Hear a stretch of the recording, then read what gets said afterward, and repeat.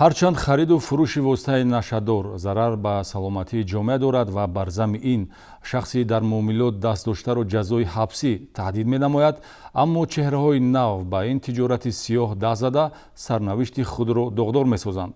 кормандони шӯъбаи вазорати корҳои дохилӣ дар шаҳри Гулистон ҳамин гуна кирдори ба ҷомеа хавфноки сокини 38-солаи ноҳияи Фирдавсии шаҳри Душанберо ошкор намуданд.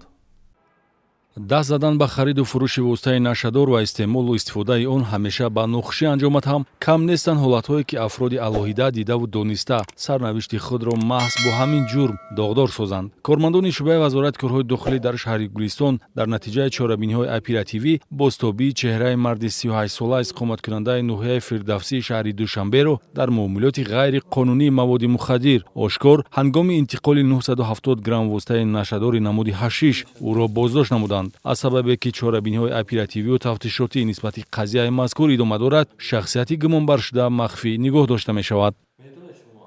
оқибати ҳамин кори ҳамин кор пушаймонам, ба ягон касе кора намехоҳам.